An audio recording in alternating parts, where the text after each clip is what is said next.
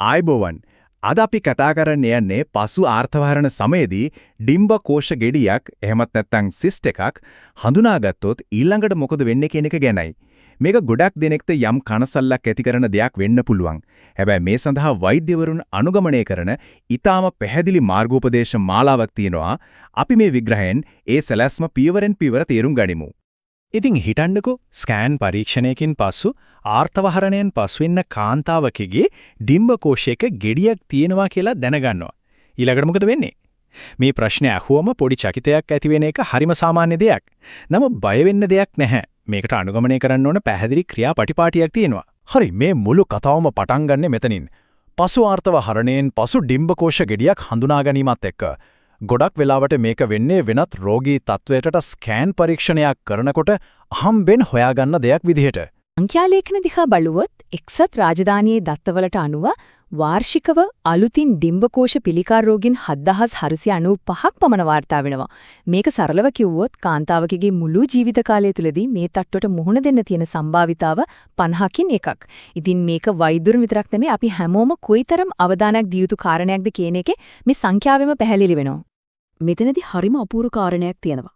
කාලයත් එක්ක මේ රෝගී තත්වයේ ජන විකාශ රටාව වෙනස් වෙලා තියෙන විදිය දැක්කාම පුදුම හිතෙනවා. ඉස්සර මේ රෝගය බහුලවම වාර්තා වුණේ වයස අවුරුදු 70 64 අතර වුණාට අද වෙද්දී ඒ අවදානම් වයස් සීමාව අවුරුදු 75 69ක් දක්වා ඉහළ ගින් තියෙනවා. හැබැයි ඒකත් එක්කම තියෙන සුභාරංචිය තමයි පහුගිය දශක 5ක කාලය ඇතුළත සමස්ත මරණ අනුපාතය 23කින් අඩු වෙලා තියෙන එක. ගොඩක් දෙනෙක් බියටපත් වෙන දෙයක් තමයි මේ ගෙඩියක් හැමත් නැත්නම් සිස්ට් එකක් හමු වුණාම ඒක පිළිකාවක් කියලා හිතන එක. හැබැයි ඇත්තම තත්ත්වය ඒක නෙවෙයි. පසු ආර්ථවහරණයට ලක් වූ අයගෙන් 18%කටම මෙවැනි ගෙඩි ඇති වෙන්න පුරුවන්. විශේෂයෙන්ම සෙන්ටිමීටර් 5ට වඩා කුඩා සරල ගෙඩියන්නේ ඊටමත් සාමාන්‍ය දෙයක්. ඒවා පිළිකා බවට පත් වෙන්නේ ඊටම කලාතුරකින් කියන එක මතක තියාගන්න එක ගොඩක් වැදගත්. දෙවන කොටස රෝග ලක්ෂණ හඳුනා ගැනීම. ඉතින් කොහොමද අපි මේක කලින්ම අඳුරගන්නේ? බඩ පිපීම, උදරයේ වේදනාව, ඉක්මනින් බඩ පිරෙනවා වගේ දැනෙන එක, එහෙමත් නැත්නම් නිතර දැනෙන මහන්සිය වගේ දේවල් ගොඩක් වෙලාවට අපි ගණන් ගන්නේ නැති සාමාන්‍ය ලක්ෂණ. හැබැයි මෙතන තියෙන තීරණාත්මකම කාරණේ තමයි මේ ලක්ෂණ මාසයකට 12 වතාවක් විතර, ඒ කියන්නේ නිරන්තරයෙන්ම ඇති වෙනවා නම් අනිවාර්යෙන්ම වෛද්‍යවරයෙක් හමු වෙලා පරීක්ෂා කරගත යුතුමයි. තුන්වෙනි කොටස අත්‍යවශ්‍ය රෝග විනිශ්චය පරීක්ෂණ. මේ සඳහා යොදා ගන්නා පරීක්ෂණ මොනවාද කියලා අපි දැන් බලමු. වෛද්‍යවරයෙක් හමුුණාට පස්සේ කරන මූලිකම පරීක්ෂණයක් තමයි CA-125 රුධිර පරීක්ෂණය කියන්නේ. සරලව කිව්වොත් මේකෙන් කරන්නේ රුධිරයේ තියෙන නිශ්චිත පිළිකා සලකුණක් මැන බලන එක. හැබැයි මෙතන පොඩි ගැටලුවක් තියෙනවා. මේ පරීක්ෂණය අගිය සාමාන්‍ය මට්ටමක තිබුණා කියලා 100%ක්ම පිළිකාවක් නැහැ කියන්නත් බෑ. ඒත් අගයන් අසාමාන්‍ය විදියට ඉහළ ගිහින් නම් ඒක රෝගය නිශ්චය කරන්න ලොකු රුකුලක් වෙනවා. ඊළඟට තියෙන ප්‍රබලම ආයුධය තමයි TVS. එහෙමත් නැත්නම් Transvaginal Ultrasound Scan පරීක්ෂණය. මේක තමයි ආදාළ ගෙඩියේ හැඩය, ප්‍රමාණය සහ ඇතුළත ස්වභාවය ඍජුවම බලා ගන්න තියෙන සාර්ථකම ක්‍රමය. රුධිර පරීක්ෂණයෙන් ලැබෙන ඉංගියට වඩා ඇසට පේන නිශ්චිත රූපමය සාක්ෂියක් මේ ස්කෑන් පරීක්ෂණයෙන් වෛද්‍යවරුන්ට ලැබෙනවා. ඉතින් මොකක්ද මේ RMI කියන්නේ? හරිම සරලයි. ඒක ඩිම්බකෝෂ ගෙඩියක් පිළිකාවක් වෙන්න තියෙන සම්භාවිතාවක් කොච්චරද කියලා මනින ලකුණු ක්‍රමයක්. මේක වෛද්‍යවරුන්ට ඊළඟට කරන්න ඕන දේ තීරණය කරන්න ගොඩක් උදව් වෙනවා. මේ ලකුණ ගණනය කරන විදිහත් හරිම සරලයි. වෛද්‍යවරු අල්ට්‍රාසවුන්ඩ් එකෙන් ලැබෙන ලකුණු, ආර්ථවහරණ තත්ත්වය වෙනුවෙන් දෙන ලකුණු සහ CA-125 ලේ පරීක්ෂණය අගය එකට එකතු කරලා තමයි මේ RMI අගය ගන්නෙ. හැබැයි වැදගත් දෙයක් තියෙනවා. පසු ආර්ථවහරණ සමයේ ඉන්න කාන්තාවන්ගේ ආර්ථවහරණ ලකුණ, ඒ කියන්නේ M අගය හැම විටම නියතයක්. ඒ නිසා අවධානය වැඩිපුරම යොමු වෙන්නේ ස්කෑන් වාර්තාවට සහ රුධිර පරීක්ෂණයට. මේ වගුව දිහා බැලුවාම පේනවා RMI විතරක් නෙමෙයි තවත් සංකීර්ණ ආකෘති තියෙනවා කියලා. අයෝටා, ADNX සහ රෝමා වගේ නවීන ක්‍රමවේදත් දැන් භාවිතා වෙනවා. උදාහරණයක් විදියට අයෝටා ADNX ආකෘතියෙන් ලැබෙන ප්‍රතිඵලය 110කට වඩා වැඩි නම් ඒක අනිවාර්යයෙන්ම විශේෂඥ වෛද්‍යවරයෙකු වෙත යොමු විය යුතුමයි කියන පැහැදිලි සංඥාවක්. ඉතින් මෙන්න තීරණාත්මකම තැන. RMI අගය 200ට වඩා අඩුද? එහෙම නැත්නම් 200ට සමාන හෝ ඊට වැඩිද කියන එක මත තමයි ඊළඟට යන පාර තීරණය වෙන්නේ. හරියට පාර දෙකට බෙදෙනවා වගේ. අඩු අවදාන මාර්ගය සහ වැඩි අවදාන මාර්ගය. අප මුලින්ම කතා කරමු ගොඩක් දෙනෙක්ට අදාළ වෙන සුලභව දකින තත්ත්වය ගැන. ඒ කියන්නේ RMI අගය 200ට වඩා අඩු අවස්ථාව. මේකෙ මැඟ වෙන්නේ පිළිකාවක් වීමේ සම්භාව්‍යතාව ඊටාම අඩුයි කියන එකයි. ඇත්තටම සැනසීමට කාරණයක් තමයි හඳුනාගන්න ඩිම්බකෝෂගඩි තියෙන කාන්තාවන්ගෙන් අති මහත් බහුතරයකගේ RMI අගය 200ට වඩා අඩුවීම. ඒ කියන්නේ බහුතරයක් දෙනා යොමු කෙරෙන්නේ මේ අඩු අවදානම් කළමනාකරන මාර්ගයට.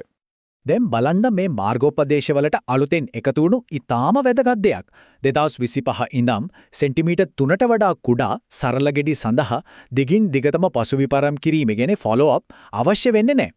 සරල ගෙඩියක් කියන්නේ ඇතුලේ කොටස් වලට බෙදීලා නැති දියර විතරක් පිරිණු ගෙඩියක්. වසර ගානක දත්තවලින් මේ වගේ ගෙඩි හානිකර නොවන බවට ප්‍රබල සාක්ෂි ලැබිලා තියෙන නිසා තමයි මේ වෙනස කරලා තියෙන්නේ. මේකෙන් අනවශ්‍ය ස්කෑන් පරීක්ෂණ සහ මානසික පීඩනය ගොඩක් අඩු වෙනවා. ඔව් සෙන්ටිමීටර් 3 හෝ ඊට අඩු. මේ අංකය හොඳට මතක තියාගන්න. අලුත්ම මාර්ගෝපදේශවල තියෙන ප්‍රධානම කාරණේ තමයි මේ. හරි. එතකොට ගෙඩිය සරලයි. හැබැයි සෙන්ටිමීටර් 3-5 අතර ප්‍රමාණයක තියෙනවනම් මොකද වෙන්නේ? ඒ වගේ අවස්ථාවකදී නිර්දේශ කරන්නේ නිරීක්ෂණය කිරීමේ ක්‍රමවේදයක්. ඒ කියන්නේ වහාම මුකුත් කරන්නේ නැතුව ඒකේ වෙනසක් වෙනවද කියලා කාලයක් බලාගෙන ඉන්න එක. මේ නිරීක්ෂණය කිරීමේ ක්‍රියාවලිය වෙන්නේ මෙහෙමයි. මාස 4කින් 6කින් විතර ආයෙත් ස්කෑන් කරලා බලනවා. ගෙඩිය නැති වෙලා ගිහින්නම් එතනින් එහාට කිසිම දෙයක් කරන්න අවශ්‍ය නැහැ. හැබැයි ඒක ඒ විදිහටම තියෙනවනම් නිරීක්ෂණය දිගටම කරගෙන යනවා. හැබැයි ඒකේ පෙනුමේ හරි ප්‍රමාණයේ හරි වෙනසක් වුණොත් මුළු තත්ත්වෙම මුලේදම් නැවත තක්සේරු කරනවා.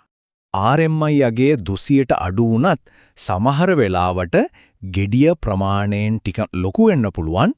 නැත්තම් වේදනාව වගේ රෝග ලක්ෂණ තියෙන්න පුළුවන්. එහෙමත් නැත්නම් ස්කෑන් එකේදී ඒකේ පෙනුම සරල දියර ගෙඩියකට වඩා සංකීර්ණ වෙන්න පුළුවන්. අන්න ඒ වගේ අවස්ථාවකදී මීළඟ පියවර තමයි විශේෂඥ වෛද්‍ය කණ්ඩායමක සමාලෝචනයකට යොමු කරන එක. මොකද්ද මේ MDT එකක් කියන්නේ? ඒක හරියට විවිධ ක්ෂේත්‍රවල ප්‍රවීණයන්ගෙන් සැදුම්ලත් වෛද්‍ය කණ්ඩායමක්. නාරිවේද විශේෂඥයින්, විකිරණවේදීන්, පිළිකා රෝග විශේෂඥයින් වගේ අය එකට එකතු වෙලා සංකීර්ණ රෝගී තත්ත්වයන් සාකච්ඡා කරලා ඒ කෙනාට දෙන්න පුරුවන් හොඳම ප්‍රතිකාරය මොකක්ද කියලා තීරණය කරනවා. හරි. අපි දැන් අවධානය යොමු කරමු අනික් මාර්ගයේ දෙසට. ඒ කියන්නේ RMI අගය 200ට සමාන හෝ ඊට වැඩි වෙන ඉහළ අවදානමක් පෙන්눔 කරන එතරම් සුලභ නොවන අවස්ථාව ගැන. RMI අගය 200 හෝ ඊට වැඩි වෙනවා කියන්නේ මේ තත්ත්වය ගැන විශේෂඥයන් විසින් වඩාත් ඉක්මනින් සහ ගැඹුරින් සොයා බලන්න ඕන කියන එකයි. මේක අවදානම වැඩි කියන සංඥාවක් මිසක් පිළිකාවක් කියලා ස්ථිරවම කියනව නෙවෙයි. මේ වගේ අවස්ථාවකදී සාමාන්‍යයෙන් කරන දේ තමයි තත්ත්වය තවත් පැහැදිලිව තක්සේරු කරන්න උදරය සහ ශ්‍රෝණියේ CT ස්කෑන් පරීක්ෂණයක් කරන එක. ඊට පස්සේ නාරිවේද පිළිකා රෝග පිළිබඳ විශේෂඥ MDT කණ්ඩායමක් වෙත වහාම යොමු කරලා ඕන්නේ උපදෙස් අනුව ඉදිරි කටයුතු සැලසුම් කරනවා. මේ කිසිම දෙයක් හිතුමතේට කරන දේවල් නෙමෙයි. මේවා බ්‍රිතාන්‍යයේ RCOG වගේ පිළිගත් ආයතන වලින් දීලා තියෙන දෙඩි මාර්ගෝපදේශ. මේකෙන් බලාපොරොත්තු වෙන්නේ එකම දෙයයි. ඒ තමයි හැම රෝගියෙකුටම නිවැරදිම සාතු සේවය ලැබෙනවා කියන එක තහවුරු කරන ගමන්ම අනවශ්‍ය විදියට කිසිම රෝගියෙක් ශල්‍ය කර්මයකට භාජනය වෙන එක වළක්වා ගන්න එක.